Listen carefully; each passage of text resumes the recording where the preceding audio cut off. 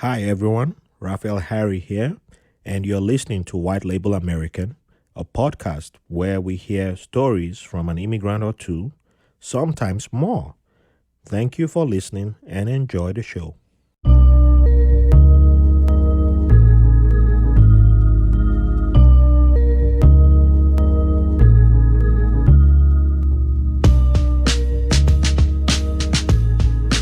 Welcome to another episode of White Label American. Thank you all for joining us today. Before we begin, I would like to give a shout out to my patrons. Thank you all for supporting and helping us build community. And to everyone listening who hasn't joined us on Patreon, I will invite you to join us. There's always room for more people to help us build and keep growing because there's a whole lot we want to do and we're not where we want to be yet. Also, if you can't join right now, we understand because times are hard, but you can also help us by subscribing, sharing, liking, and giving 5-star ratings plus reviews. Podcasters need that, especially on iTunes and Apple, because that's the biggest platform. And, we don't have the money to advertise. So, hey, push us, keep pushing us, push us up there on the algorithm. So, with that being said, today's guest is a brother, like literally a brother from, when we get in, you're going to know why he's a brother, but he's a brother from where I'm from, the city that kind of baked me. And he came here as an international student. He has a great podcast, Culture Class Podcast, and we'll get into that much later. He has a background as a financial professional. He's a consultant.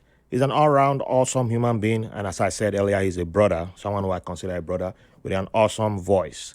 So without much being said, I welcome Nosa Iyare. Domo Nosa. Don't worry, pa. I'm Ipa now.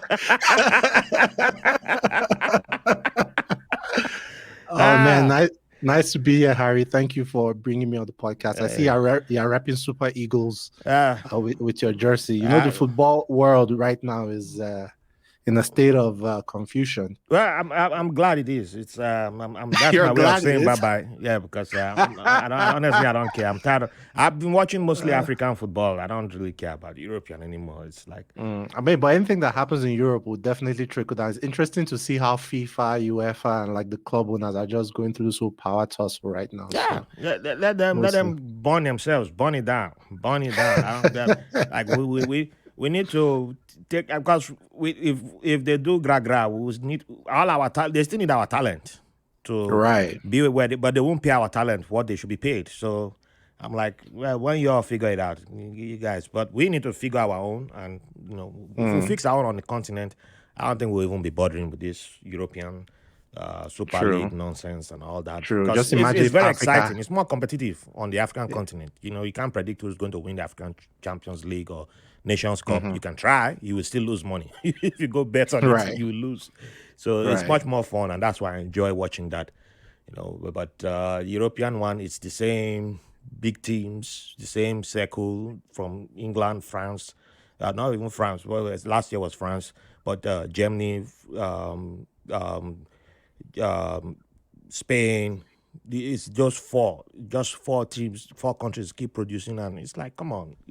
How do you still keep up with football? Because since I moved to the US, like just watching matches like 7 a.m. in the morning or some international matches, like it doesn't feel right. So I've not been able to really follow football. I was a hardcore fanatic when I left Nigeria. Like a whole lot of us were. So I had a little downtime before life caught up to me here. So I had internet, and I was just like internet, and so you get all some people start giving links to to watch matches online, and then they worry like now that everybody has one company owns the streaming rights and all that. It wasn't as crazy yet, so you could watch matches on regular cable, and then companies that realize, I can own the whole thing, and that's what the Super League is about. Everybody being in one spot, and all the money goes to one place. And the more they keep doing stuff like this, it's no longer you lose the joy of it. You can't really talk to people because everybody is now becoming that I'm superior to you, and I'm like, the Well, community is some gone. some people say it's survival of the It fittest was because survival. with COVID, a lot of teams like Arsenal had to even lay off their mascot. Like a lot of teams lost It a didn't lot of affect teams money. in So Japan this, and in Africa, and it affected teams all over the world. So why is the only well, the small teams in England were affected? Teams in Scotland were affected. So how come? mhm. But their excuse. I heard the Italian Juventus president today was saying it's for the modern fans. That's why they're doing this, where Mm. 12 teams are guaranteed to always be there. There's no punishment for failure for a It's bad for it's season. for the money. I It's don't know. for They the always money. bring Just come up out they and always say bring up an excuse. we don't want to share the money with anybody. We want Hmm. to have access to the jackpot, and fine, I would take that. It's okay. We are big people now. We don't need all this. That's Right. them. But anyway, let's talk about you. You are more interesting than these Am people. I don't think so. Me and You my are. boring life. You're more interesting because those guys won't share the money with me. If they come and become patrons on my podcast, then it'll become different. I'll be like, okay, yes, maybe they should have Super League now. We are at the point where nah, I wouldn't change though. But tell us about where was Nosa? Where's Nosa city of birth, and introduce us to where Nosa was born, and the beginning of Nosa. The beginning. Well, story. Once upon a Once upon a time. time, yes, that's how we say it. Uh, yeah. I mean, I was born in Port Harcourt. Hey, Uh, another of my home places. right. Yeah. I mean, my mom went to Uniport. I grew up in a military family. My dad and my grandfather on my mom's side were both in the Air Force. Oh, smart. So while my dad was working for my grandfather, obviously he met my mom, and uh, they haven't really told me the full story if my grandfather really approved of that relationship and everything. But I know, So we need we once it, need we need both of them on a podcast to come tell us the full story. maybe, but I mean, I remember one time. The story they always tell me was because my grandfather was in communications and my Yeah. dad was a helicopter pilot. He flew C-130 helicopters for the Nigerian Air Force. And I think sometime in the 70s, the Nigerian Civil War, I think it ended in 70. So I think Yes. sometime in like 76, 77, or 78, my dad flew a helicopter to go meet my mom, and he landed like in a primary school. I think my mom was like receiving like jam lessons, or she was doing something with school, something related to school. And he landed there, and everyone thought that the war had started again. So everyone like in the village like scattered, everyone ran away. But he came down, was like, no, it uh, was. So that was a big flex, carrying an Air yeah. Force helicopter to go and pick up your girlfriend or something. But Yeah.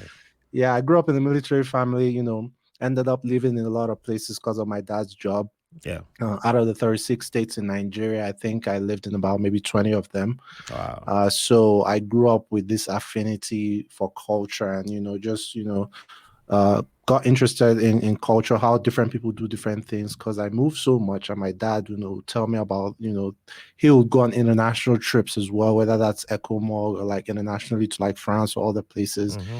So I just got interested in culture for the most part, and that's one of the reasons why I started my podcast today. But yeah, it was an average normal life growing up, I going won't from call it average barracks to because barracks.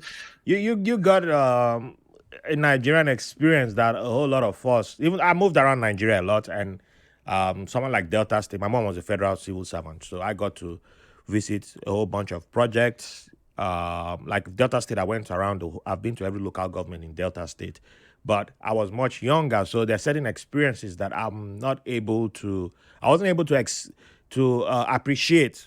So when it comes to Hmm. cultures and knowing people, meeting people, I've probably met a whole lot more ethnic groups, people from more ethnic groups than I realize. But it's until I talk to them on podcasts now, then I start like, oh, maybe then memories start coming back later on. I'm like, oh, I've met somebody from this ethnic group. That I realized that I met them, back then. But you got to move around and see places and have a bigger interaction. So it's not average. Trust me, it's not average because there are a lot more Yeah, I mean, Nigerians who only know one side one and only part. one part and don't know any other thing. So Honestly, I'm just starting to appreciate it now because Mm-hmm. it wasn't really easy growing up and changing primary schools. Nope, I it's not. know I can remember when friends would come, like when we lived in Abuja or something, like friends would come and our room would just be a little scanty. Like you just have a bed and a few clothes Yeah. and everything. And they're like, oh, what? Your room doesn't really have a lot of stuff. I'm like, oh no, like some of my stuff are in Lagos and some of my Mm-hmm. stuff are in Benin. So like depending. Sometimes every 3 months I move. So it wasn't really easy as a kid. And that was one of the reasons why my dad wanted us to complete a boarding school experience for the whole 6 years, so that provides some kind of stability and everything. But Okay. I took it for granted. But now, like, I can see, like, if a lot of Nigerians grew up that way, maybe we won't have as much of the ethnic and religious tensions that we have currently I think in the it's country. one of it. It's one, but there's still the government still has to own up to its responsibilities Yeah, because of course, it's there's that as well. there's yeah it's a Plus, good Nigeria thing was a for more lot people or was to. much better when I was growing up. Like, Mm-hmm. when our parents traveled, then we could go stay with the neighbors. Like, our parents would allow us go play in the street till dark. They know we'll Yeah. come back. But now, because of kidnapping, terrorism, all these things, like, Oh yeah, yeah. No, nobody it's gonna not as stay easy to outside raise a to kid. that. So, can you name some of the cities that you lived in that you got to experience, or the most memorable cities that you got to enjoy? I mean, each city was pretty unique. I mean, there's always Lagos, right, where we were like for 40 or 50% of the time. Mm-hmm. Abeokuta was pretty interesting. I lived in Abeokuta for a while. Port Harcourt was interesting as well. What barracks in Port Harcourt? Oh man, those barrack names, man. I lived in so Well, many you say that Air Force, right? So that would be yes. close to. I know the Air Force. There's an Air Force barracks that's close I think it's the to old barracks. I think we lived in, not in. Liberty I State. think. I never set foot on it, but I knew there was an Air Force place closer Oh, to we don't. When I even say Liberty I Road. might not remember some of those names because we call it by the military name. So Mm-hmm. I think Lagos was 305 FTS or something. Enugu was 91 MOG. Benin was 82 Div, or that was the army, something like that. So like Oh, okay. each Benin, I never even Benin. I each knew I barracks was have so their. civilian in Benin. I never even knew there was military in Benin. Like all I knew military when they came to whoop us or that kind of thing. It's not. Right. I never knew barracks officially. Well, I knew barracks as in where people I mean, lived. right. Police barracks. I think I knew in Benin, but Yeah, I think there's a popular army barrack. Is it in Isio or something, mhm. or something like that? And plus we're from Benin, so my dad has a house there. So we always go back home every now and again. So What area of uh, Benin? where my dad is from. Yeah, I mean, yeah, where you guys lived in, yeah, or where your dad's house was at. I mean, GRA, I'm trying to see if around. it was the area, one of the areas that I played in, since I Oh, okay. lived I in mean, a long time in Benin City. yeah. I mean, eventually GRA. Before he ultimately retired and built his house or whatnot. I went to Uniben too as well, so there's that. I lived in Nosa as well, Okay. but I had family that lived in. Oh my God, where is this place that Guinness factory is again? Where these buses, Oh, my friend's dad worked there. uh, where these buses move from? The bus Aduwawa. Aduawa, man, I've not Yeah, heard that name so in ages. right, so I have Yeah. some family in Aduwawa as well, Okay, and just different parts of Benin. So yeah. that's nice. All right, so um, being that you moved around, with that being said, where does your favorite childhood memory come from, and what do you consider your favorite childhood memory? My favorite childhood memory, a bunch of things. So there was a period when my dad used to teach us because he knew how to speak French. He had traveled to France on military. My dad was the most cultured village man I'd ever met, and it was so ironic because he grew up in the village, right?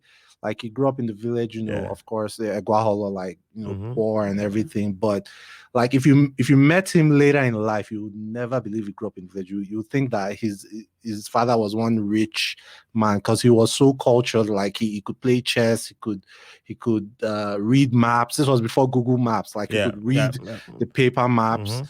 He could speak French. He knew how to eat with a fork and knife. So it was a very culture, like all our neighbors and everything. Don't know that this guy is one village boy. So yeah, there were times when he used to read us stories in French to Wow. help us learn French. So that was pretty interesting. He also used to teach us how to drive. We're just like 6 years old. We couldn't even see. He'll sit in the front seat. Then he'll put us on his lap. He'll be controlling the pedal and the Yeah. clutch. Then we'll be controlling the steering. So that was pretty interesting as well. And boarding school. I went to boarding school in Ibadan, so that was a significant part of my life, and I'm still involved as an alumni till today. So What that school? was.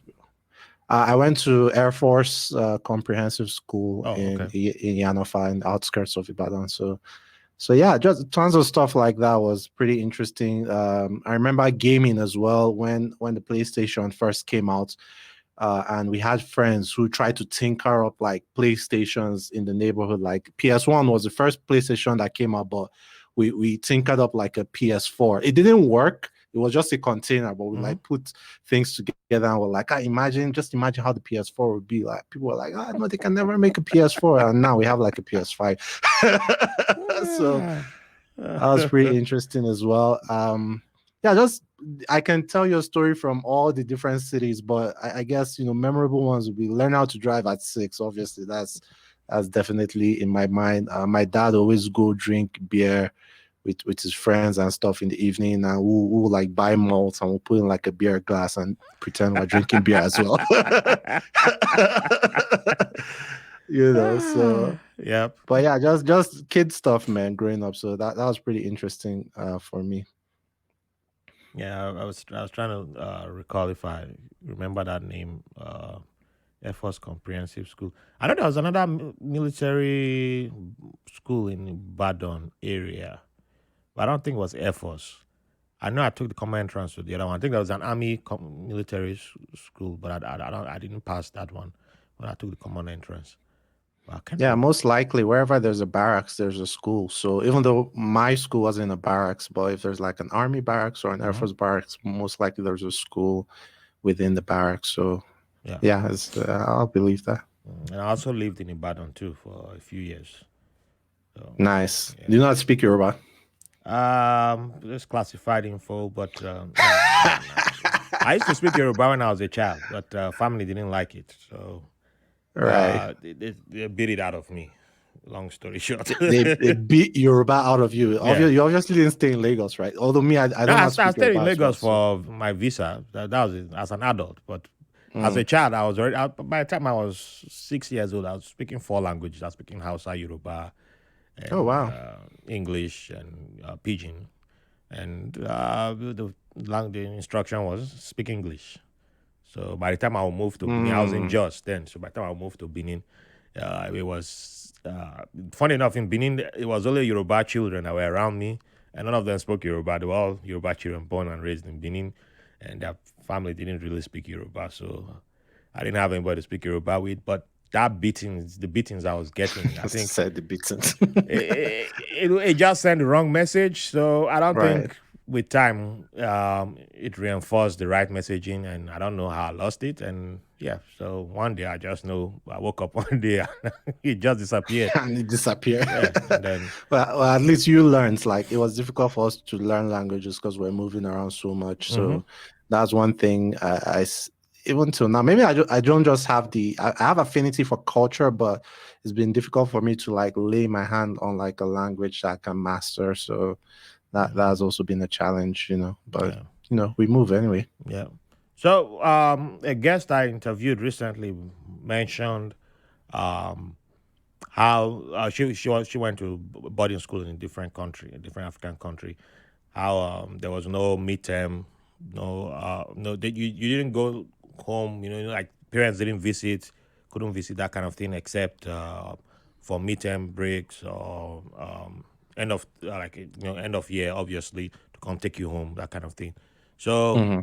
what was your boarding experience, your boarding school experience like? Could you go home? Could you, how did you deal with it? Because it was the first time you were away from home, right? Yeah, it was the first time I was away from home, but like I said, we grew up in so many places that being in a new place wasn't weird to me. Like I settled in on the first day, like that was an issue. It was a thing to me. I was used to like packing up my bags and unpacking it in another city. So I just treated boarding school as this as well. So boarding school was pretty interesting for me personally. We had all the things that a typical Nigerian boarding school would have. So we went home in the middle of the term. We had visiting days, probably, maybe once or twice a term, if I could remember correctly. But because it was on the outskirts of Ibadan, like, Mm-hmm. it's not like my parents are coming every day. Like people whose parents lived in Ibadan, like probably get to see their kids. But it was a military school as well. So it wasn't just a traditional boarding school. So we engage in like cadets, like Yeah. practices. So whether that's punishments, what was a thing being a military school. We had soldiers in the school. A lot of people joined the military after, or went to the Nigerian Defense Academy after I after was gonna school. ask if that was ever an option for you.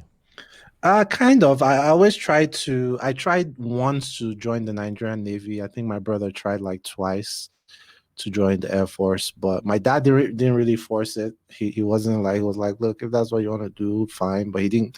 It wasn't like, but just based off me growing up military, like everybody will give it a shot at one point or the other. Some Mm. people make it, some people don't make it. But I tried, and then I got into Uniben and I was like, okay, let's just move with this civilian life and move ahead. But yeah, boarding school was, military, it was military training, a lot of discipline, made a lot of friends. I'm still in touch. And even till now, like I'm in touch with the alumni body. Like I was like the president of the my class alumni for like 3 years, and now we're having like an anti-bullying initiative back in school. That just goes to show how school influenced me, because there were no phones back then. So Yes. when you were in boarding school, you were pretty much cut off. There was no Mm-hmm. internet. We're forced to do things as kids while navigating this whole discipline and soldier things. So yeah, I really had fun in those 6 years in Ibadan. Nice. So, did you ever get to go into the city on your own? And if you did, what was that experience like the first time you tried it while From in boarding boarding school? from Yeah, from boarding boarding school, school. no, that was not allowed. Okay. However, I think I can say this now. I've graduated, so there's nothing. That's why I asked the question. I was looking Yeah, for something I mean, like that. first things first. The school was in somewhere called Iyana Ofa. Iyana Ofa is about an hour away from It's not Ibadan. coming. It's not coming to me. I think I've been Yeah, something has it's taken me like around that area. I It's think it really connects. outside, but is I it like think it when you connects go into a lorry? exactly. Aha! In fact, there I was took a GC popular around story there. that which Nigerian leader did they kill by dragging? Was it Ronsi that they tied him to a jeep and Oh. dragged him on the road, because when they Mm-hmm. were shooting him during the coup, he couldn't die, so they tied him to a military jeep and dragged him, and they killed him alongside Ladoja Akintola, who was the premier of the Western region back Yeah. then. So it was close to our school. The road where they dragged, I think it was Aguin Ronsi, if I'm not mistaken. It probably will be you. Yeah, I think Yeah, he's the one. I'm the pretty sure road he's the that one. was with Ladoja Akintola, I Mm-hmm. think. It was around like that my school, the outskirts of Ibadan. That's a whole Nigerian military coup era. History. But Yeah, that's an episode on um, its own. city was very far, and Mm-hmm. not only far, it was dangerous because all the teachers were coming from the city, and there was pretty much one road Just and one like road. Yes. one bus you could take. So it was Mm-hmm. dangerous. So what we used to do, we used to go to the villages, like we propped up the whole village economy. We developed an industry because of us. They had a market. So because they didn't allow provisions back then, they didn't allow money. So we're forced to eat the food in school. And obviously, as you can imagine, military school in Nigeria, what kind of food would they serve? So would wait for nightfall or wait for when it's almost dark and hop over the fence and go to the neighboring villages. In fact, that's why a lot of people started learning Yoruba so they could transact. You go Yes. there, buy Yes. Gary, buy some sardines or Indomie or kulikuli or whatever. So because of us, like a lot of villagers started like making Gary more because they know that these students Mm-hmm. will like come over, and sometimes the soldiers will wait in the bushes for us. They caught a few people, expelled a few people, but hopefully, thankfully, they didn't expel me. I remember the time I went with my brother and some other guy, and the guy was like, dude, if they catch us, like everybody in your household will be expelled, like two of you. Why? Why don't you guys like split this thing up? Well, like, oh, it's true. You know what? Next time, my brother, you go one day, I'll go another day. So yeah, The stuff we don't that was think very about fun. back then. Right, right. Ah. Yeah, that's no lie. It's really on the outskirts. I was there to write a GC. Is it GC or GSC or whatever it's called? Mm-hmm. And it was yeah, I was registered to write in Ibadan, and then when I saw my exam venue, Yana offer, I was like, okay, well, this place should be like, yeah, I think I can budget 1 hour from leaving my house there.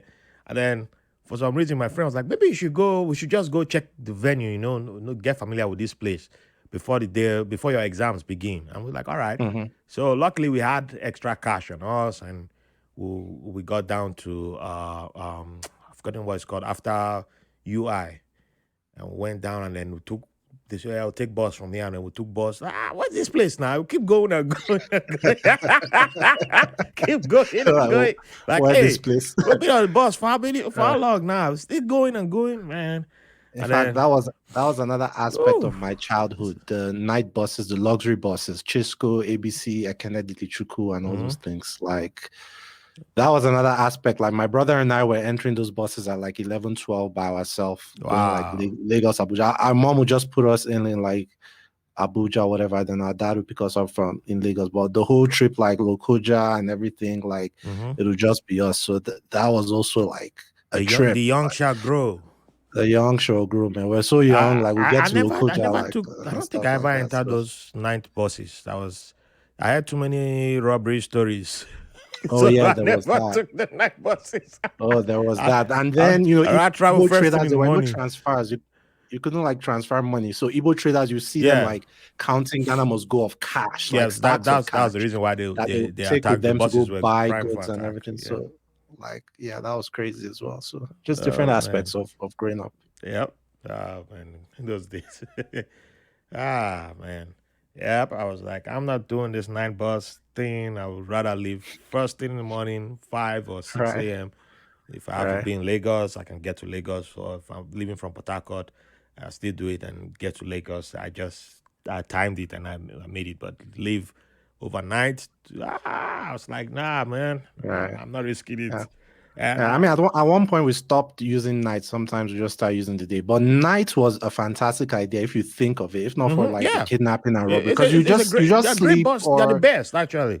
and it used to be the most fun. Like a lot Mhm. of people would be like joking, playing, sharing oranges and puff puff or whatever. Like in the like, there's this whole community that's different from a day bus, like in the night bus. But Even day bus, you could find. I think I've traveled on a bigger day bus. Maybe I don't think up to 5 times in my life, but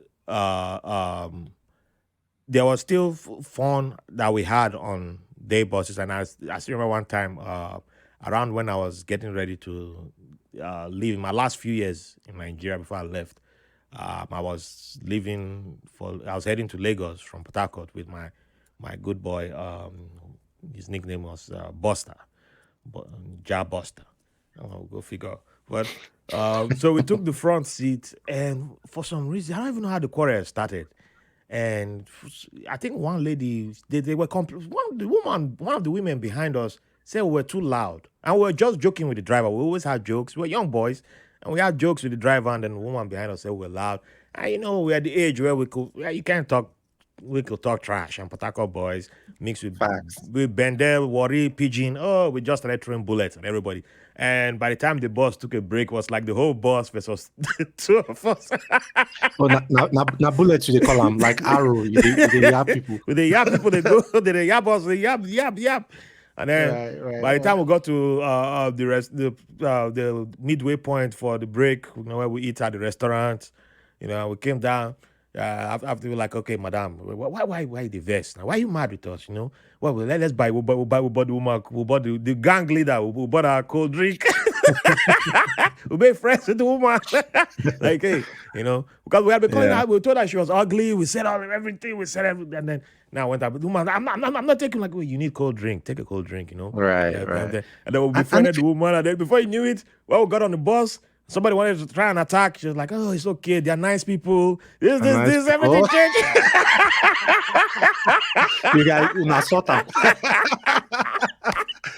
But if you think about it, like back then, like it was so easy to make friends in Nigeria. You can be in a place you have never been Oh before. yeah. You just appear in a bus park or a motor park, and you can just meet someone that, oh, I'm from Lagos. This is my first time in Calabar or whatever, and they'll allow you sleep over in their house. Direct you wherever in the morning, give you some money, direct you, and you guys will just become friends. Like a lot of stories like that. But in today's Nigeria, like Ooh, it's difficult to trust your neighbor. Like I the mean, government has sown so much seeds of disunity that it's it's not tough, the man. same. It's tough. It's I not the can't really same I blame the was. people, but it's tough because I don't think I will just be willing to open myself like that. But I remember my brother bringing people home like that on some days, and because my brother was much older than I was, and it was later I got to find out, oh, he just met this person who was traveling, but it was nighttime. Person didn't feel like continuing his journey to wherever the person was going to. And I was like, yeah, I just please. Somehow they ran into each other, and I needed. Can I just need somewhere to crash. I'm like, okay, come crash at our place. Sleep on the couch, and they get the Yeah, couch, it and was we give them normal. food, and we didn't really have anything, but we just share what we have, and the person is gone, and then next day it's like, oh, how you know that person? How you know him? Oh, I don't know him. I Yeah, just I just meet them. uh, Yeah. yeah, what if you And TV some our of, TV? What if you TV? But the TV is still here, right? The TV the house. right. So, And some of those people become lifelong friends. Like yeah. I have uncles who tell me that, oh, this is how their first time in Kaduna in 1968, this is how they met that person. And 40 years later, like Mhm. those guys are still My in my my good communication. So friend's name. That's how my good friend was named. His dad, the man his dad sat next to on a flight. The man forgot his briefcase next to him. Was a Spanish man actually, and the guy went on, and the briefcase was full of dollars. The old stories of people forgetting money. And he went, so he took the briefcase. My friend's dad took the briefcase home and kept it and opened it and saw that the guy's information was in there. So he wrote to the guy like, hey, I have your, if you want to come collect your briefcase, it's not like wow, it was a letter. It wasn't even a phone call or this anything. was way back in the days, way back, way back. They Facts. haven't dreamt about GSM. GSM came to Nigeria in 1999. We had cell phones 1999. Right. So it was Well, a it was letter. expensive in 99 though. Yeah, it was mad expensive. Because I remember That's writing another letters story. in boarding school. I started out boarding school in Mm-hmm. GS1 writing letters, but by the time I was in like SS2, I started making phone calls. So You were like lucky. Yeah, both sides of the divide. yeah. Kind of thing. I'd gotten out of secondary school already when when cell phones started popping up, and I remember how like, hey, let me call you. Hey, who are you calling? What? Tell them to call you back. 1 minute. I give you 1 minute on my cell phone. 1 minute. You're like, If hello, you go back 2 seconds, hello. I'm saying Hey, charge you. hey, my guy, call me back. Call me back. Call me back on this number. My team number. This is my team number. Call me back. Call me back. 1 minute. You they even call now. Flash with a flash. Flash. Right. So if they give you 1 minute, if they don't give you 1 minute, then you flash. That's how the flashing. That's how flashing was born. Like bing, bing, bing, bing, bing, bing, bing. And then when I got my first cell phone was my first official cell phone was 2003. Oh man, yep. I I got remember that what phone in brand my it life. was it a Triumph or It was Sony Ericsson. 3310? Oh, you were a big boy. Sonia Ericsson in 2000. My aunt had used that and then threw it away. That phone died like maybe 6 months later. I saw why she gave it to me. It wasn't like was a cheap one of the cheapest Sony Ericsson. So I had to end up with Right. Nokia 3310 or 6610. That one as a weapon. That if anyone's trying to steal from me, if you hit the person with that Nokia, that person is knocked out. That was the 3310. We call that the submarine. Oh yeah, the you couldn't submarine. destroy it. Yeah. Well, a boy in my neighborhood had two cell phones, Nokia 3310, and I've forgotten the other phone.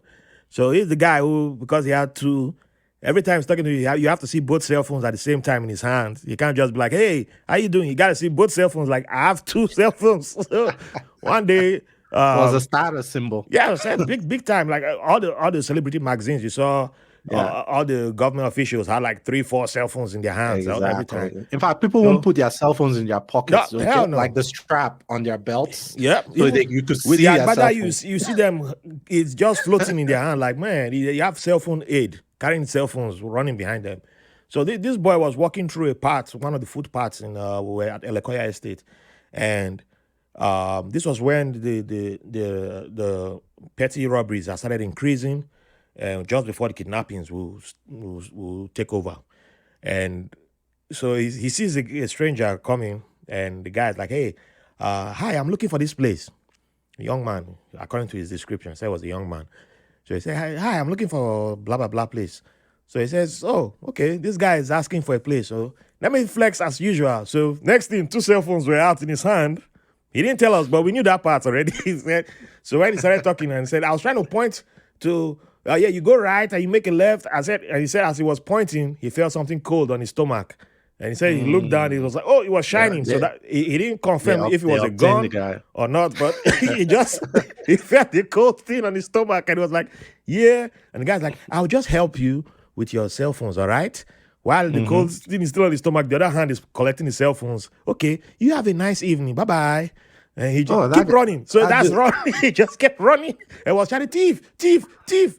So I went not too far away. So we heard someone screaming and then we show up like, hey, but what happened? Hey, they got my phone. How did they get your phone? They got my phone. How did they get your phone?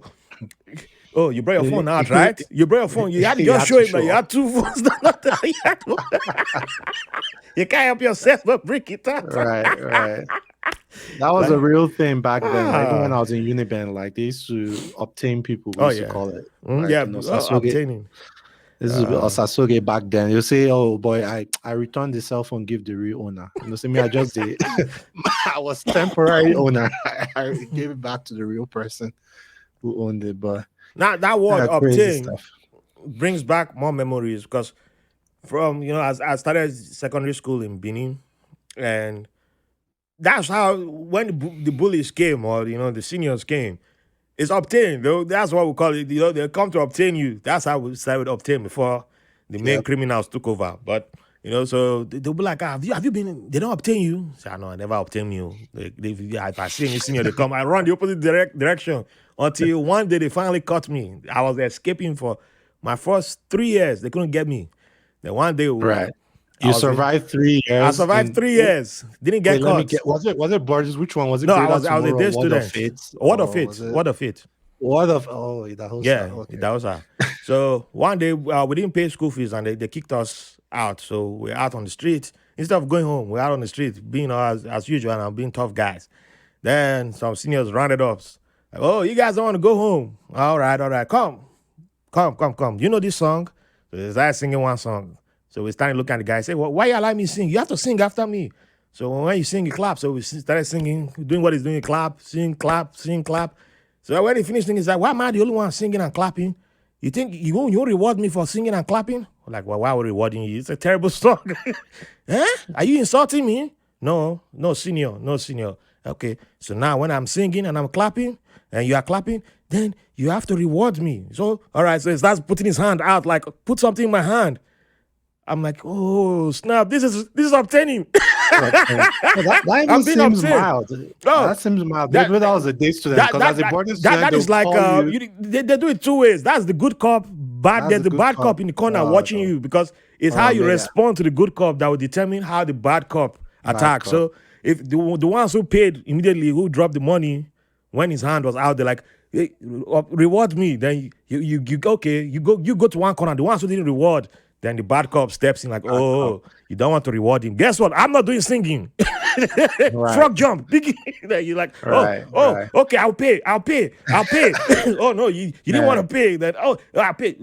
Now you've been obtained hardcore. You're like, oh, man, we should have run the other way. I was like, dang, next time.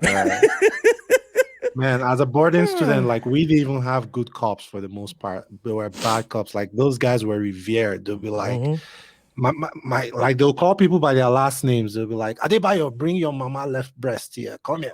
Oh, like, man.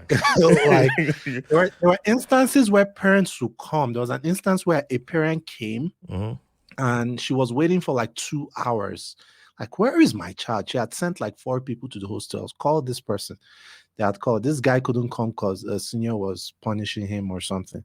And the woman was furious. Like when the boy finally came, I'm your mother. You have been waiting for you. Say, mommy, you can beat this senior, you can do everything, but see, look, for me, I still have to remain in the school. When you leave, so like they were more afraid of their seniors than their own fathers and mothers. So that's just to show how bad it was. But fun times, yeah. When I think back at it, like all those, it was part of the discipline and everything. So it was all crazy. Good. But anyway, we've spent enough time in Nigeria. We are going to move now to United States. But before we do that, we'll be right back after this quick break. Hi everyone, your host Raphael Harry here. I can't believe we've gone past our 1-year anniversary of doing White Label American. I've had the privilege of speaking with some amazing people, sharing their modern day immigrant stories. And you've allowed this Nigerian immigrant to share parts of his immigrant journey through this podcast. Also, one of my goals of this podcast is breaking down artificial walls that keep people from getting to understand each other. Based on your wonderful feedback over the last year, I think we have done a decent job in breaking down some of those walls. We would like to continue and expand on this mission, but we need your help. I've had an amazing time creating and producing episodes for this show largely on my own. We have a lot of ideas for new and exciting content to expand upon the mission, but we need direct support from you, our listeners, which is why we have created a White Label American Patreon page where you can make a one-time donation or become a sustaining contributor where you can get access to exclusive content, help me interview upcoming guests by submitting questions, and even have the chance to sit down with me for a one-on-one conversation, either virtually or in studio. So if this podcast means something to you, and if you really love this show, think about becoming a sustaining contributor and donating by going to patreon.com/whitelabelamericanpod. Thanks for listening and for the privilege of your company. So welcome back. Thanks for joining us. So now we are sailing out of Nigeria and obtaining to new levels. Yeah, people are gonna know that when most Benin people hear the word obtain, yeah, it means something different. So when did you start deciding to move to the United States, and how did that come about? Oh man, he started with my brother. Like my brother, we call him Moses because the guy left, and I think it's just like 2 of us that left back that left in Nigeria. Because of him, everybody moved. Like wow. That's a real I mean, we used Moses. to have this. Yeah, I mean, we used to have this magazine called Play Mode Magazine. We published like 3 issues back then in Uniben. It was like an entertainment magazine. We had like Two-Face on one of the covers, and we tried to organize small shows here and there. So when we finished from Uniben, we moved to Lagos full time and said, okay, wanted to enter the entertainment industry, like, a record label. We had like an artist we're promoting. So that's what we wanted to do. And, we used to live with an uncle of ours. He's late now, RIP, Uncle Monday. And he just saw how enterprising we were, because we're like 18, 19, 20. And imagine floating a magazine, like dealing with publishers. You're fighting for newsstand space with like This Day and The Guardians and all these big people. And at 18, 19, we're like entering offices to look for advertisement. And he just saw these guys and like, look, these guys, like, Nigeria doesn't deserve you. Like, Nigeria will kill your dream. I see how you guys are pushing this thing. And he went to my brother, because my brother was like the editor-in-chief of the magazine, and he was one that started. And he sat him down one evening, and he told him his life story, and told him that, look, he was a very brilliant chap, went to engineering school. I think he went to school in Ekpoma or something. Like he like made the first class, one thing. But because he came, he didn't know anybody. Like this is how his life ended up in Nigeria 40 years later. Like, it doesn't want the same for us. That Mm. look, that if we continue like this, that Nigeria will probably kill our dreams. And we're very hard-headed. We're like, what do you mean? No, no, we'll be different. Like, in our 4 years of running this magazine, see where we are. Imagine if we continue this thing, that we'll own the entertainment industry, like we'll have the biggest artists. Well, the guy was just like trying to counsel us as an uncle. So he really like, just sat my brother down like one evening, talked to him for like 2 hours. My brother will never forget, and told him that, look, like I'm telling you, you're a young man. I see what you have. That if you have half the ginger you have in Nigeria Yeah. abroad, that there's no limits Mm-hmm. to where you go. So that's what he told him. That, and eventually, we're all living like, it was after school now. It was a boys' house. It was like a 2-bedroom house, but we're like 8 people. Of Everybody just, course. we just a hustle, with everything. So my brother came. My brother eventually came for his master's in like 2014 or something like that, because school was like the easiest excuse to jackpot, that kind of thing. So Mm-hmm. when he came, he told us he was the one that made a lot of mistakes, because it was the first person that came. Like when he came, like all the mistakes you could think of, like for a JJC coming from a foreign country, he made all those mistakes. So we'll always communicate, and he'll tell us. And we were seeing how, things were really like improving in the first 3 months or 4 months, because of his experience with the magazine. He was able to like write for the school newspaper, and the way he was able to hustle his way into the school newspaper, they were like, look, they have their staff is full and everything, but that Nigerian mentality were like, you know what, put me on commission, don't pay me anything.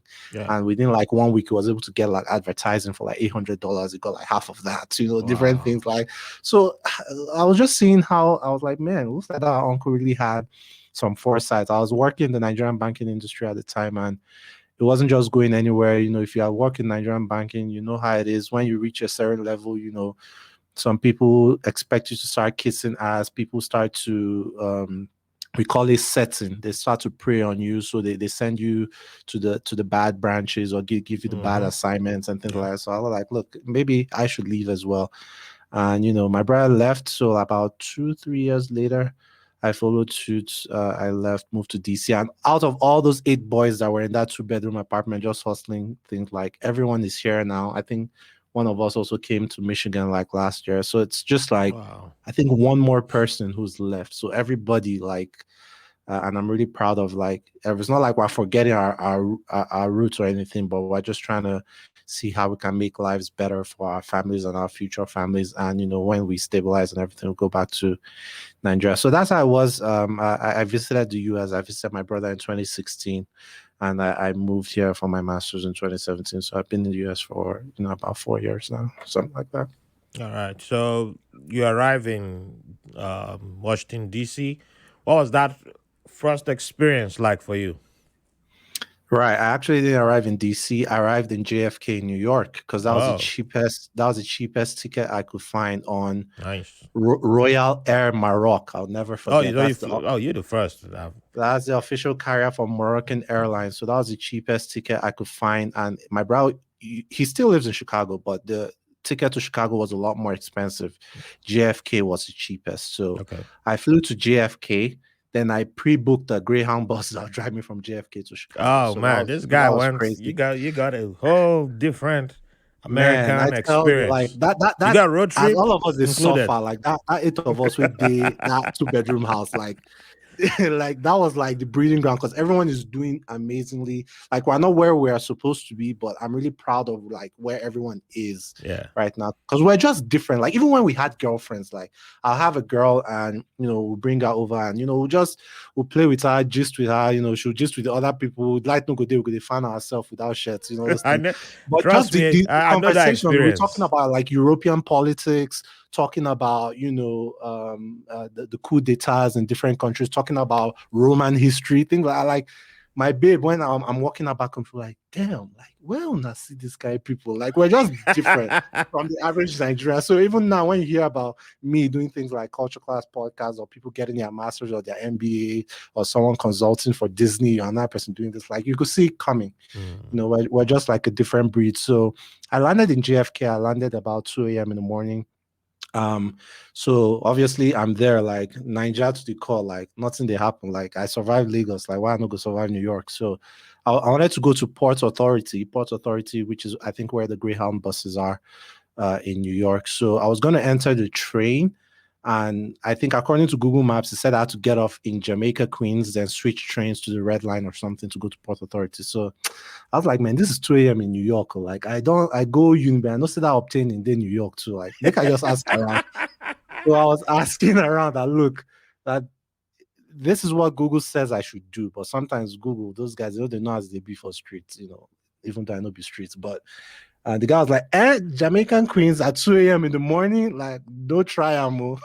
That just gave me another direction that this would be a longer route, but just go further, get to like Times Square or whatever, then walk up to the platform and walk back to Port Authority. That you have time anyway, since your bus doesn't leave till like 10 a.m. in the morning. So I got to Port Authority like 6 a.m. in the morning. I had to wait till like 10 a.m. or 3 p.m. or something. I had to wait a few hours because I had booked my bus a lot of hours in advance just in case something happened with my flight, like got delayed. I gave myself a good like 6-hour gap. Yeah. But my flight didn't get delayed or anything. So I like had to like move around Port Authority to look for things to eat. I didn't really have money. I was still converting naira to dollar in my head. Eventually, I got in the Greyhound bus. That was like a 22-hour trip from New York to Chicago, bro. Yeah, So there was that. that's why it feels like. I didn't have a phone or anything, so I was just using my the Wi-Fi on the bus, to try. And that was really my first foray into American culture. So I told you how I lived in different cities in Nigeria. Yes. Driving through different small towns in the US. Because here, even in the US, like I have a lot of American friends, even though I've just been living in the US for 4 years, I've experienced America more than they have because they've just lived in like major cities. Like maybe they were born in New York, but grew up in Atlanta. That's it. But like I got to like go through like upstate New York, go through all those small towns, like country hillbilly towns, with the Greyhound bus, interact with people like on the bus as well. So that was my first foray into America, to know that, oh wow, like there's one side of America, like the PR side with Hollywood and everything, and there's another side of America, like the real side. You go through towns where the only attraction in the whole town was one movie theater. Yep. Like they had one movie theater and they had a Walmart. That's it. Like there's nothing else. Like so, like it was just interesting seeing that, and that kind of like gave me a different perspective. Okay, you know what? Like America isn't all glamorous and whatever. And now that you're in this country, you have to put your nose to the ground and grind it out. So yeah, that was my introduction. Got to my brother in Chicago. Eventually took another Greyhound bus from Chicago to DC, where I lost some of my luggage. But yeah, oh no, went to school in DC, and yeah, that was my introduction into the US. I probably have to do a documentary about that. A Greyhound trip is, you can do a documentary just on a Greyhound trip. Because I did a Greyhound trip from DC to Virginia Beach, where I was my first duty station. And I think, I did a Greyhound trip from from DC to Virginia Beach. My first, when I was going to my first duty station, and then from Virginia Beach to DC, and then back. And after that, I was like, I can't do this no more. I'm going to buy a car. That was it. That's when I saw. Right. I'm not going. And that's within technically the same state. That's the East Coast. That's DMV. Yeah, DC that's Virginia. DMV area. Yeah. So imagine if I was like, nah. I've not tried. From but remember, I've taken bus from New York to. I've taken bus from New York to Virginia Beach, but it's the magic bus. Those magic bus, that's what they call them. The magic bus is a lot faster than Greyhound. But magic buses, that's from like Chinatown or something. Yeah, there's are those the Chinatown buses? There's some in Chinatown, but there's one that's by Javits Center, and that's the one last one I took was at Javits Center. But there's one, the last one I put my friend on was closer to Chinatown. Yeah. Right. So, I mean, you had to realize, like, not growing up here, like the exchange rate at the time was almost like 300 naira. So like, I just had to look for a way to hustle my way. It's not like I had anything, or my dad sent me $10,000 or anything. Like I just had to, how we eventually finished school, stuff, not grace of God. But that's story for it. So I was going to ask about school. You got right. You got to have the unique experience of attending school both in Nigeria and in the United States. So how does that how did that experience work for you? Like, did attending school in Nigeria help your schooling in the United States, and also, did American schooling make life easier for you, or was it that because you have, because Nigerian schooling on its own, it's geared towards, I feel like it's geared towards pass, get that grade, Hmm. and the experience is a whole lot different. But and I think I had that mentality when I went to school, so I didn't really get to enjoy school here because, yeah, it was just a whole different thing. But if I go back now, I'm probably going to enjoy school. But you got to see school on both sides. So what was it like for you? Right, right. And for like I went into detail or some more detail in the story in the Africa Calypso podcast. Oh I yes, think that's a great you've been on their podcast. podcast too to check out. Yeah, so That's I had our like sister podcast. a university episode with them. So if you guys want to check that out, but like you said, the perspective of going to Uniben, living in Osasoge, and coming here to Washington D.C. Nigeria is primed to prep you for hardship that's unnecessary. Yes, So coming to that the US, I think that is uh, just the answer right there. I mean, during exams when I was in Unibrand, there are times we had to read with candlelight. Like we had exams the following day, but because there was no electricity, we had to like have like candle lights, and that's how we read our books. Yeah. But obviously, like we didn't have any issues like that, me schooling in DC. So I guess, yeah, I mean, going through all that in Nigeria, it was kind of like it was a piece of cake. It should have been a piece of cake schooling in the US if like, and this is me being candid, like all my finances were like set in place and all I had to do was to focus on school. But Mm, because I still had to like hustle on the side and do yeah. whatever, like there was a little bit of distraction. Like when I came to school, I was like, look, I'm not here to carry first. Eventually I did okay. I think I graduated with like a 3.3 GPA over 4, which is kind of average. I think a lot of people in my class were like graduating with like 3.9, everything. Like, look, I'm not here to carry first though. Like if even if you get 4.0, like that doesn't guarantee you a job. My own is like, okay, how do I make sure like I'm, doing a job or doing other things on the side that can, provide some money for myself, maybe send some money back home. At the same time, not let my GPA suffer too much. Like if I had concentrated 100% in school, I'll probably be, hit an easy 4.0. But because every time after classes, I had to go from classes to job, Yeah. and then from job to go record the podcast because I started the podcast in school and all those other things. And it wasn't easy to like maintain that GPA. But to answer your question, there was a difference, a wide difference in school doing the MBA here. Like a lot of things were just like piece of cake. Like I said, it wasn't academically. I think in the US is kind of like their education is more like a skill based system. It's like, what can you do?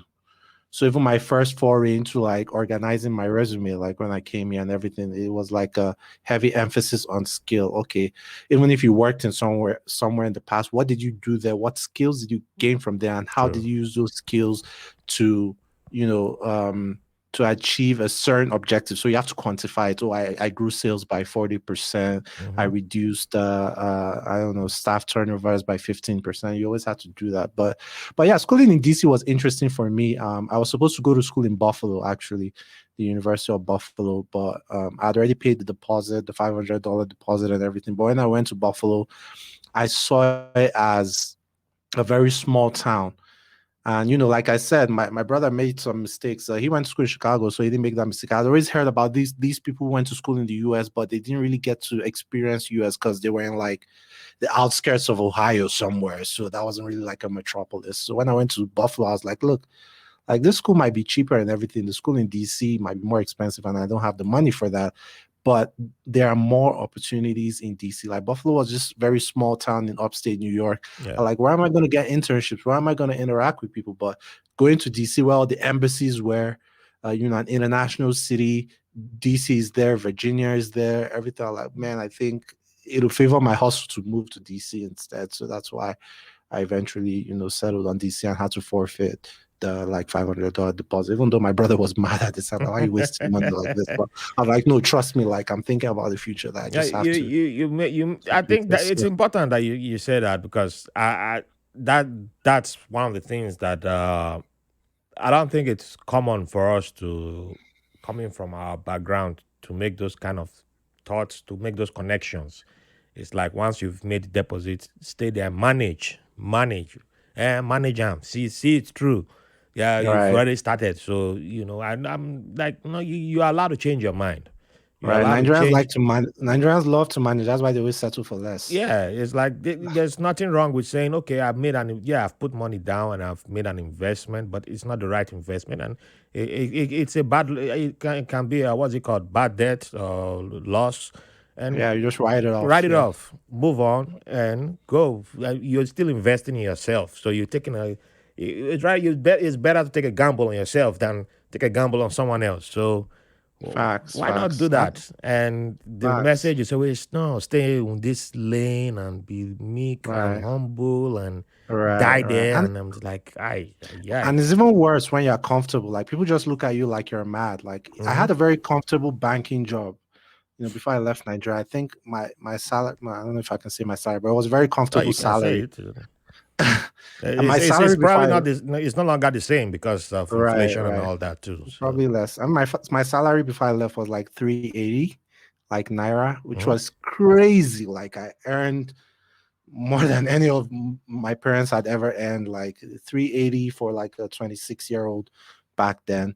But I still lived like the humble life because I knew I was saving towards like buying my plane ticket and like going abroad and doing nothing. While all my fellow bankers were like buying cars and going to Unilag every day to pick up girls and stuff. Like I'll go with them. Like I'll never be the one to buy beer. Don't be the one to buy beer from me. No And wala. if But that's a smart way to yeah. do it. Yeah, but when I left my banking job, people thought I was mad. They were like, "Why will you leave this like very comfortable job and just to go uh, to a foreign land where you don't even have all your finances together and you don't know what the future is?" But I just had to, like I said, my uncle has sat us down to like tell us what the P was. Like I'd seen my brother, and I just had to think about the future, like where Nigeria was going. I was like, look, like even though things are good now, like you just have to take that risk. You can't just be comfortable in one place. There always has to be an advancement. You have to move forward. You have to move forward. So And shout out to that uncle of yours because in my experience, it's rare to see that kind of thing. Most people, oh like you yeah. said, once they see you comfortable, they're like, well, boy, wait till they find again. Right, right. Wait till you need over there. Oh man. It's like And it was just enjoy it. Wait till you can right. because and the crazy thing is that it's not just limited to when you're in Nigeria. Even here, because I know people. I have someone now. She's with Goldman Sachs, but before she made it to Goldman Sachs, she had to she had a good job at one of the mobile phone carriers, and she was doing well, made it up to manager level, and by Nigerian standard, manager, hey, you don't. But that was not what she wanted. That was never Mm-hmm. her plan. That was not her goal. Her goal was to Mm-hmm. go to one of the big schools in her state and get a master's in studying law, government policy. I've gotten what she got a master's in. I'm butchering it Right. now, but she had a goal, and it involved getting into one of the big financial firms and making partnership.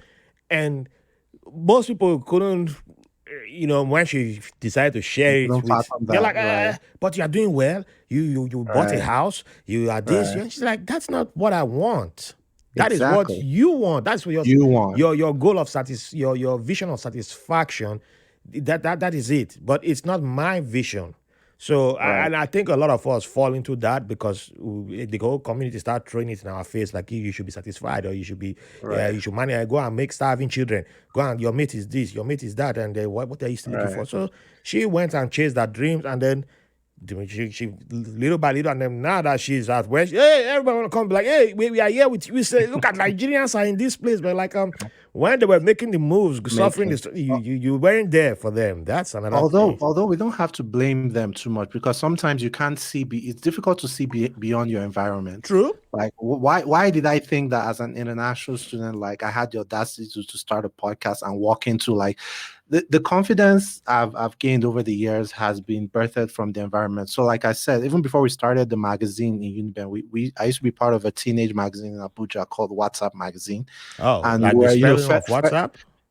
Yeah, like Oh. no, like what's then Oh, up, WhatsApp. Okay. not WhatsApp the app, like Okay. WhatsApp Yeah. magazine. So we appeared on NTA Abuja back then. And I can remember when I was in the studio, I was like 16 at the time. I was like, wait, so all this and there was a popular newscaster called Fumi Wakama. She used to read the evening news and she was there and she helped us out. And I think someone directed the thing and everything. I was like, so wait, this is the TV thing.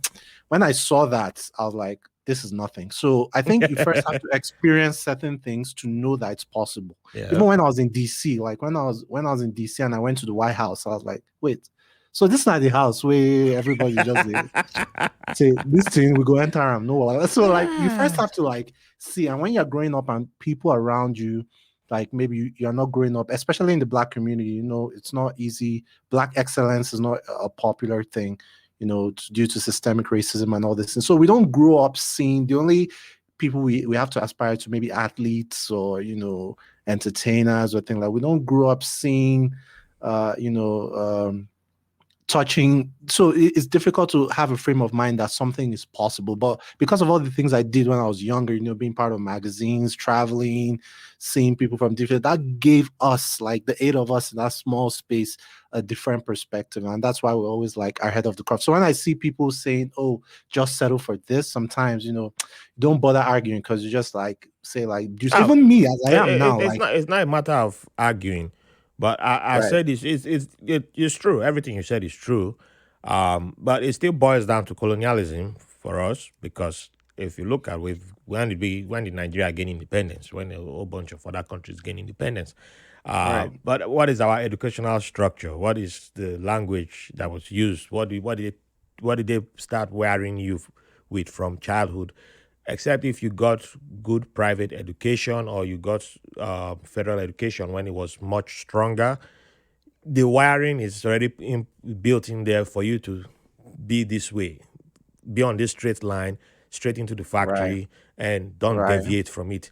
And the moment you start having cracks, like, wait, why am I like this? Why is it like this? Then they start saying you are crazy. They automatically, Mm-hmm. because you're supposed to be like all the ants on the straight line. Yep, you're But it's supposed a to think like system everyone that else. is created directly from colonialism, and we still implement it in our educational system. So now I'll give you one Right. example. I stayed in Benin, I schooled in Benin City for almost 8 years, from primary school into junior secondary. And I was not aware of how historic Benin City is in the world. Benin City is one of the most ancient kingdoms in the world.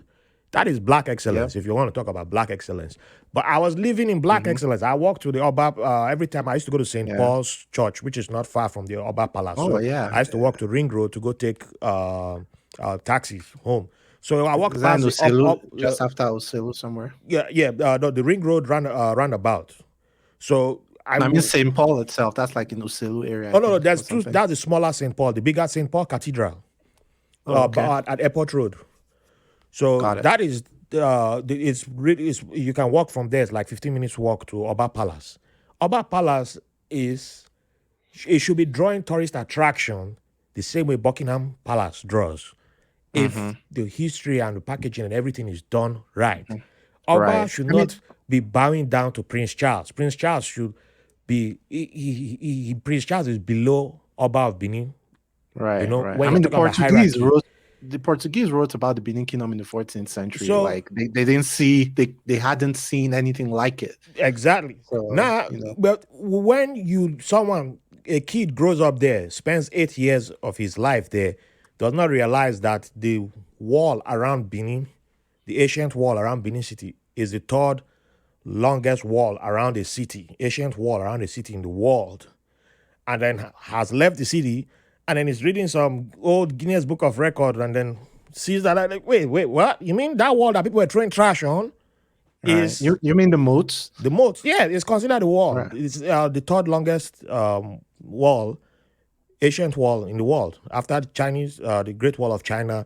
I think the Adrian Wall in UK, and then Wall of Benin Facts. was number three. Facts. And I'm reading that, I'm Yeah. like, wait, you could become confused. Like I saw this, but there was no respect for it. So what else did I not know?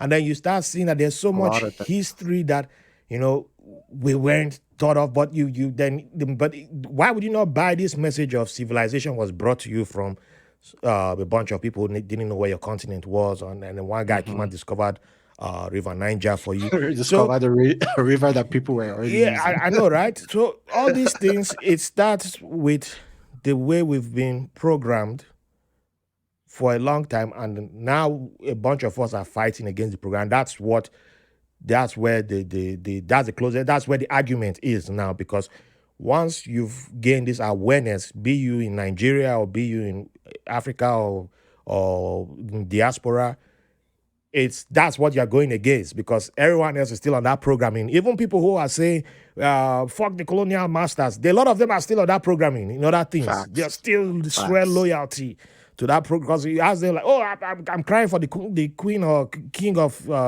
prince of England. They are like, why are you crying?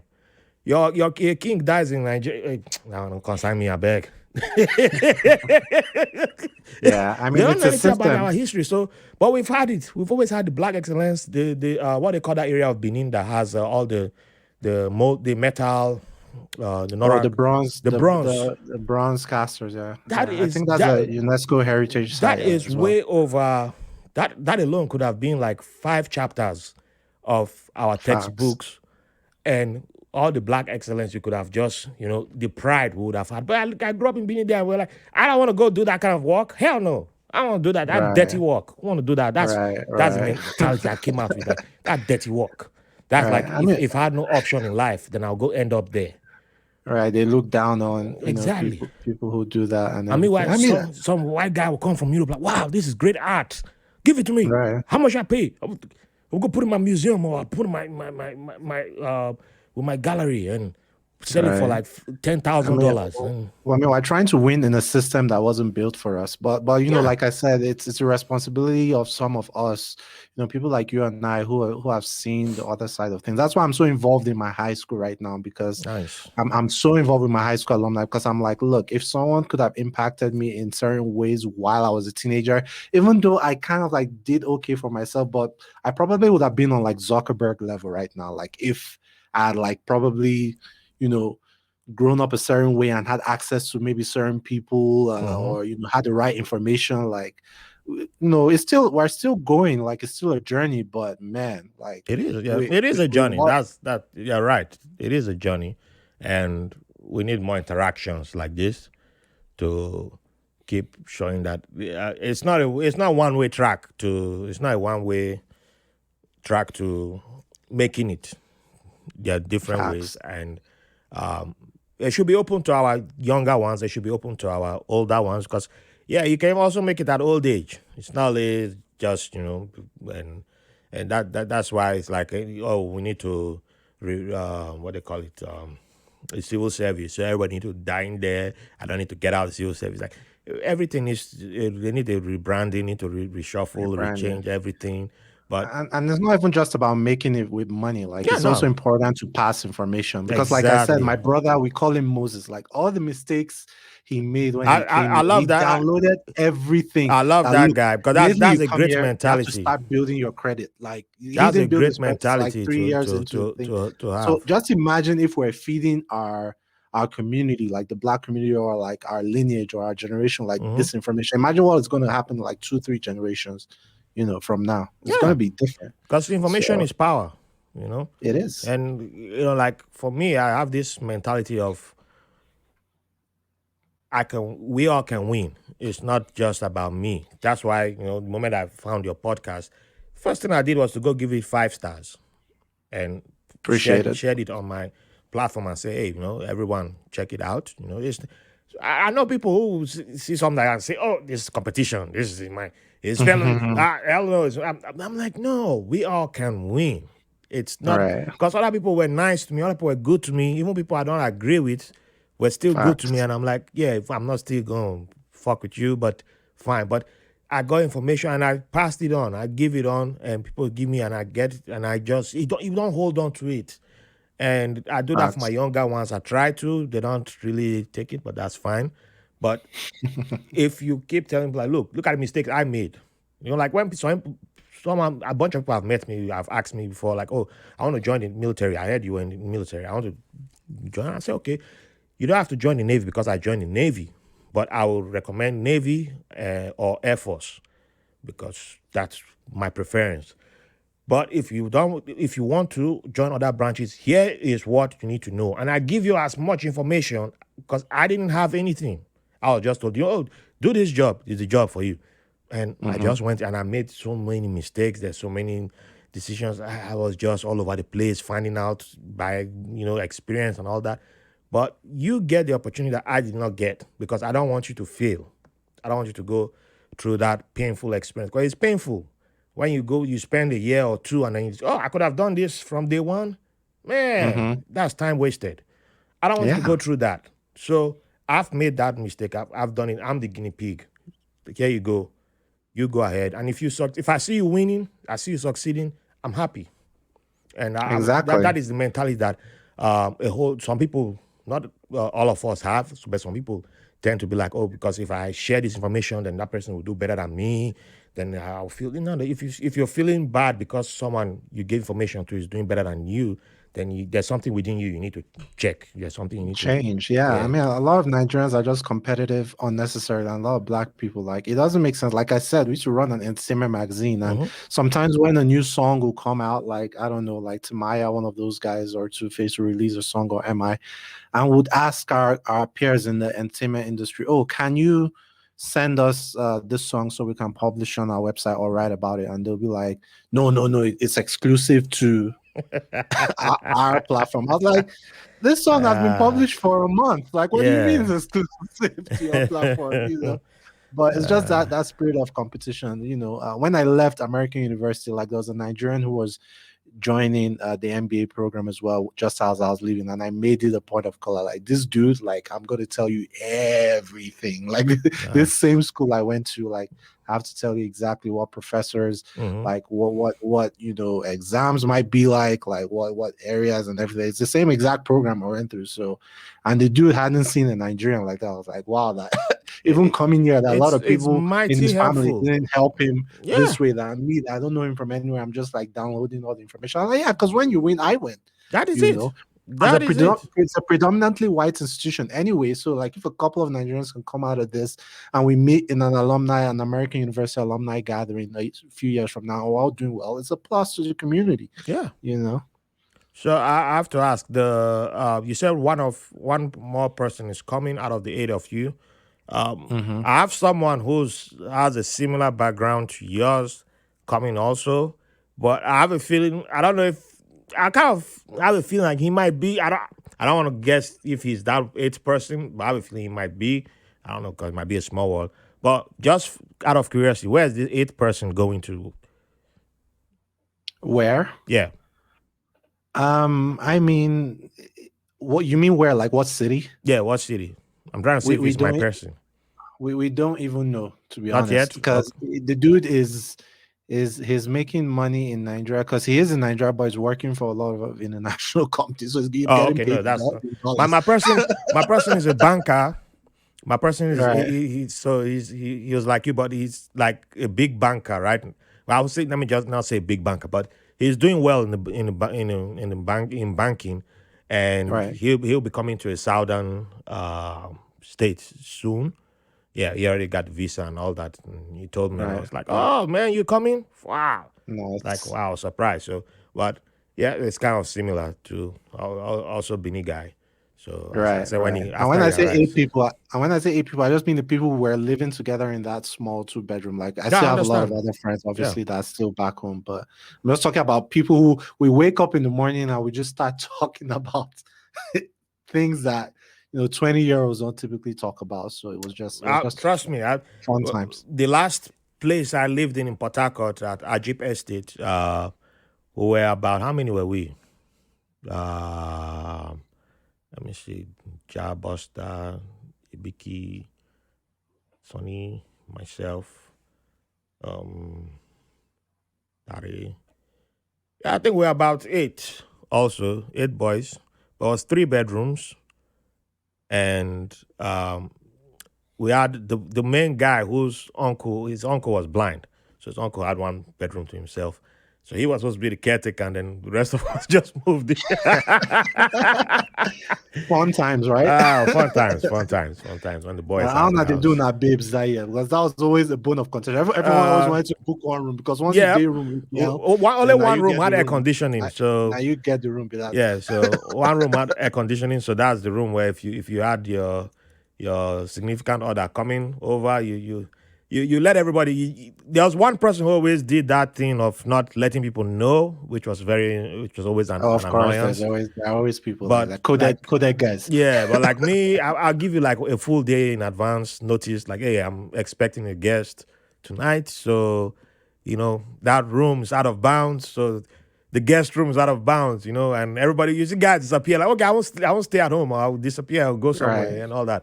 But yeah, right. it's always annoying when you come home last minute and someone's like, hey, I got my girl. She just Yeah, I got you for tell me now. now everybody has to go crowd in the other room or we'll crowd in the living room. But we had extra Right, mattresses for those two. most So yeah, it was good definitely. times though. It was good times. So you have an amazing podcast, Culture Thank you. Class podcast. If anyone hasn't checked it out, please do. And also give it 5-star ratings and a positive review. And you've already said you started the podcast while you were in university. So it's going to be two questions. You started the podcast, and this podcast has moved with you, and you're no longer in Washington D.C., right? No, I'm in Colorado right You're now. in Colorado, so that's a totally different area entirely. And I've heard that if you drink, if you can handle your booze in Colorado, that when you come Right, down, it's like you can handle booze anywhere. So right. um, how was it? How's it been moving your podcast from DC to Colorado? And how's the podcasting experience been like for you? I mean, the podcasting experience has been interesting for me. Like I said, so the premise of my podcast is to interact with people from different backgrounds, just based off how I grew up. So I've spoken to people from over, I think, 50 countries now, everyone from Pakistan to Saudi Arabia to Kenya and all these different countries, and even Nigerians and things. So I just, tell me, how was it like growing up for you? I'm just generally curious. So it's more like a nerdy educational podcast. It was a lot easier when I was in DC because DC is a very international city and it's Yeah. easy for you to run into someone from Beirut or whatever at a bar. Or I ran into a girl from the US Virgin Islands and the next day we're on a podcast episode together. But remotely it's not as difficult as well. With the COVID thing, I had to like switch to remote. So now I'm interviewing people from Australia and everything. Um, as far as moving, I mean, it's not like I have a whole setup. It's just like a microphone on my laptop. So, I mean, when I was in Sydney, Australia, I did a podcast episode there. When I was in Vegas, I did a podcast episode there. Like whenever I'm traveling, I travel with my kit just in case I meet someone interesting. We just set up in my hotel room and we do the thing. Honestly, like it might have benefited me a lot more to be like in they call it like the banter space where you just come and you talk about, oh, Kanye West divorced Kim Kardashian last week, or Nicki Minaj Oh, has a, yeah, yeah. but I'm doing the podcast because I want to document some of my thoughts. We talked about passing information to the next generation. So I want to document some of my thoughts. I want to interact with people and hopefully get other people to learn about other cultures and how people do things in other parts of the world to make people realize that look, everyone is still part of the same race at the end of the day, the human race. All these divisions that we have, whether that's classism, colorism, racism, and all the isms, like it's just more or less like a man-made thing. So it's more like a intellectual, nerdy thing on my part. So yeah, moving into Colorado was just me upping and going. Thanking God that I don't have classes anymore. So I can be a little more focused on the podcast, but with work and life, like it's still back to square one. I have to look for how to juggle it. And yeah, we're proud to have put out like more than 100 episodes now. And I Nice. started the podcast December 1st, 2018, and I've been publishing every single week without a break for over 2 years. So I'm proud of that so Good job. far. Congrats. Appreciate Yeah. it. So You are in Colorado. You left DC. You've been to a few places. When it comes to food, where's your heart belong to? With food, I don't know. Food for me is just like music. Like I'm not picky with Anywhere food. belief is. I'm not picky with music as well. It's like if it's good music, I'm down. If it's good food, I'm down. So obviously, being here, I got to experience. We have a sizable East African, like when I say sizable, like compared to other African countries like Ethiopia, like the Habesha Mm-hmm. part of Africa, so Ethiopia, Eritrea. So they have pretty tasty meals over there. Obviously, Nigerian jollof is always up there and everything. Lebanese food is always cool, fire. Uh, So um, have you had the uh, original shawarma? I have. I did in Dubai. It was Do you, great. do you still swear No, by Nigerian actually, shawarma? no. Actually, let's rewind. The best shawarma I've actually ever had is in Abuja, but it Okay. was owned by Lebanese people. I think King's Shawarma. I think that's somewhere in So Maitama, you're still somewhere going by close to. Nigerian shawarma. That's Nigerian shawarma. No, no, no, no. It was owned by Lebanese people. I think it was But yeah, there's it's King's Lebanese Shawarma. Nigerians. So are there Yeah, no, Lebanese or but Lebanese if you compared it the Nigerians? original way, that was better than the shawarma I had in DC and better than the shawarma I had in Dubai. Well, in Dubai, if So, it's not street food, then it's probably why. You have to go for oh, street food. that's one thing I haven't experienced. So I want to travel to Southeast Asia, at some point to like, Vietnam and really like experience street food, like, Vietnam, Nepal you and might all this. not come back from what I've heard. Oh man, I've been looking at it from a distance. I'm like, man, because me when I travel, I like to like really get out there into the city and really do stuff in those places. So hopefully after COVID, no, I got my first shot today. Oh, So nice. maybe in a year's time when the world is back to normal, maybe we can start getting out there again. I don't think you have to wait for up to a year, but if you see a cheap flight Yeah. to Vietnam in 4 months, take it. Their COVID Right, numbers right, right, were also down too, so they did a good job over there. So, right. what are the future plans for the podcast for yourself? Beginning to wrap up. So, Yeah, I mean the podcast for myself, I want to take a stab at entrepreneurship. I want to take a stab at the startup ecosystem. I nice. have a few ideas. It might be premature for me to share it now, No but I've been worries. waiting for the right idea for like 6 years now. I've had some ideas, and when I want to try them, I'll see that, oh, there are like two, three, four, five companies that have been doing this for 10 years already. Not to say that doesn't mean you can't start. Like when Facebook came into the scene, there was Yahoo and all these things, but I think I have an idea that I think I can get off the ground, like because when I see all these people I went to the Harvard African Business Conference in 2019, and when I saw people that went to Harvard, I was like, look, the only advantage you have over me is that you went to this school called Harvard, because Thank you you. know you know smart past me. You've discovered the I, truth. I like to interact with people. I don't get two heads for you, or, that kind of. So I think I want to take a stab at it to one, take a stab at having financial freedom, because you know how it is in the US. If you're not careful, you'll be working all the days of your life and you'll be indebted. I also want to make people know that it's possible, that you don't have to, you can come here as an international student, hustle your way, and still be somewhere in 5 to 10 years. That you don't have to just be, nothing against, people who work regular 9 to 5, but you don't have to just be in one ecosystem in Houston being a nurse and just be going to the Nigerian church every Sunday and that's your life. You can play in the leagues that these Caucasian people and other people who went to Ivy League school play in, and Yep. you can win. True. So I want that. So I also want to like let that to be a signal, just the way my brother inspired me, inspire people like in my high school and stuff. Let them see that this is possible as well. And hopefully, race. So on the professional side, I want to take a stab at that in this year. I want to take a stab at that. So maybe when I have the idea fully formed, I'll be back on your podcast talking about it. Yeah. And on the podcast side, I really want the podcast to grow beyond me. I want to be that it's kind of like playing off the professional side as well, because learning about other cultures is near and dear to my heart. But as I grow bigger, like professionally, hopefully, like I can hire like a full team and put everyone on salary and like say, oh, you know what? We're flying to England today to go and interview, I don't know, someone, a Cockney person, or we're going to interview an Aboriginal in Australia, or Nice. we're I like that. connecting to, so just make it bigger and bigger on a grander scale, that kind of thing. So that's what is in my headspace right now, because time waits for no man, and I'm just trying to make as much impact as I can and document that impact through my podcast and some book ideas I have.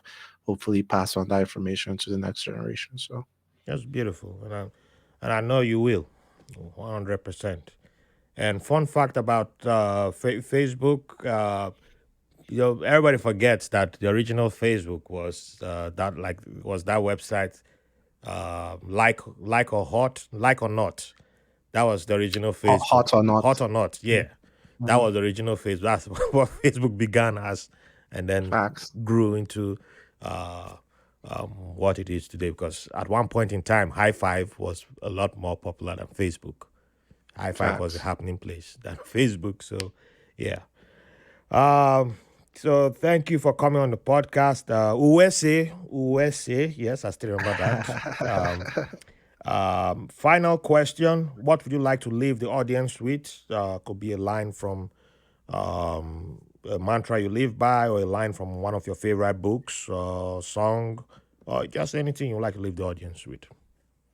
Right. I mean, what I would just like to leave the audience. I don't know what your audience is like. Maybe it's a lot of immigrants who listen to this, but I'd just like to encourage people to take that bold step to get out of your comfort zone. Whenever I tell people I live in Colorado, like Colorado, like if you're black, you're supposed to be in like ATL or Yeah, Houston or yeah, or DMV or New York. I'm like, look, there was an opportunity after grad school in Colorado. I took the chance. I'm like, yeah, what the fuck? Like, why not? So, like, step out of your comfort zone. If the picture was clear, like you saw the picture 100%, like, oh, this is exactly how it's gonna be in 3 years' time if I start this project and everything, then it'll be too easy. Sometimes you can only see like 1 week out, 1 day mm-hmm. out, 1 hour out, but you have to trust the process and say, look, I'm going for this thing, whether that's a podcast, going to school, starting a business, entering a relationship, whatever it is.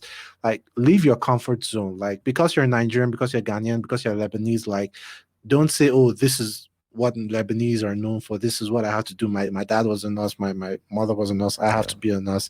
I have to live this, life that has been designed for me. stay in a Step out box. of your comfort zone. If there's something you want, go ahead and get it and learn to adapt freely. So I was lucky enough to do a lot of stupid things. And I say stupid things because when I was younger, like, I threw caution to the wind. I can walk into a minister's office and like, what's the worst you could tell me? Tell me no, or tell the security guys to throw me off.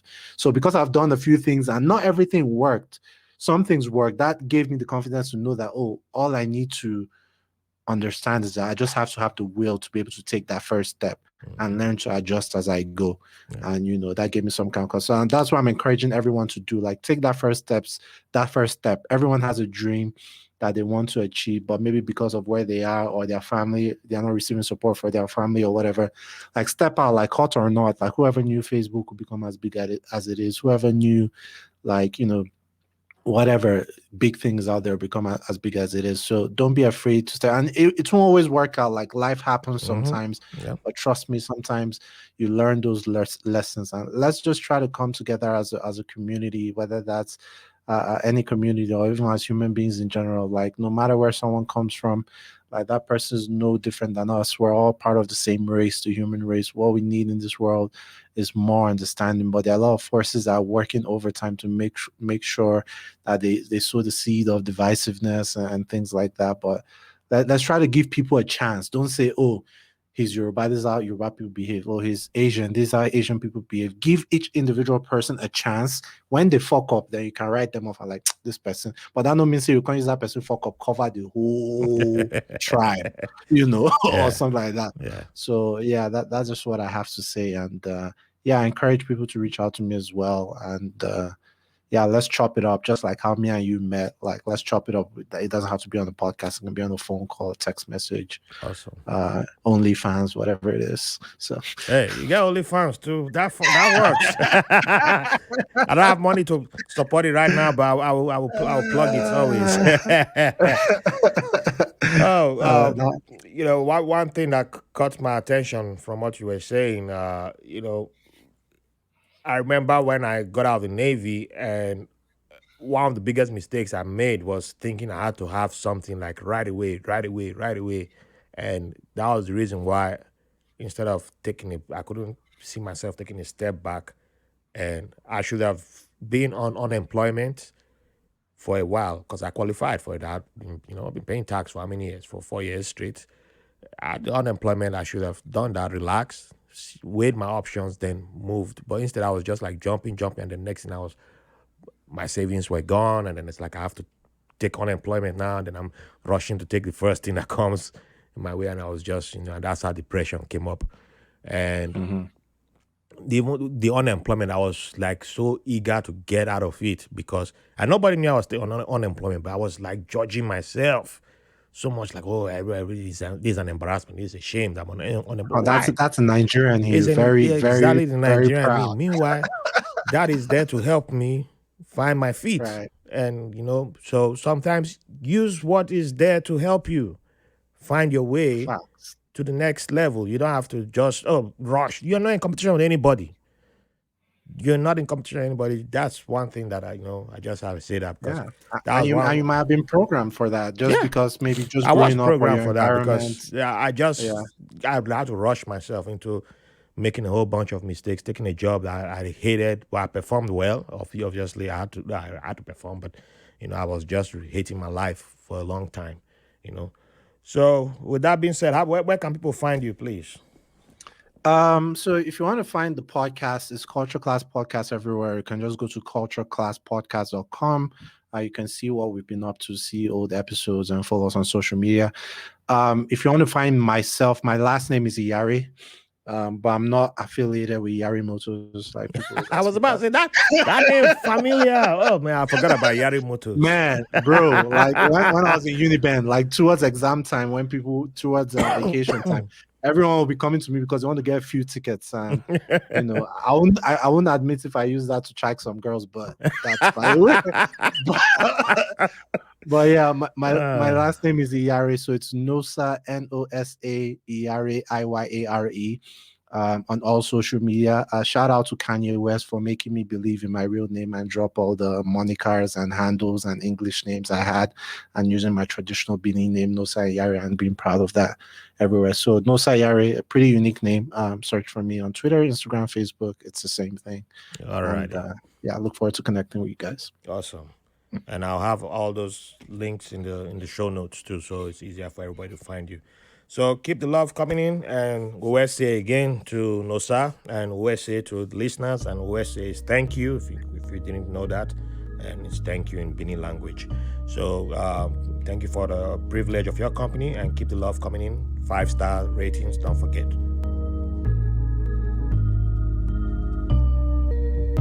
Thanks for listening to White Label American.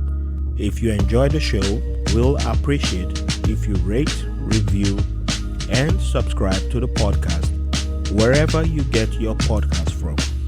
If you have any questions, comments, or have someone who will be a good guest on the show, or you want to be on the show, send us a message at whitelabelamerican@gmail.com.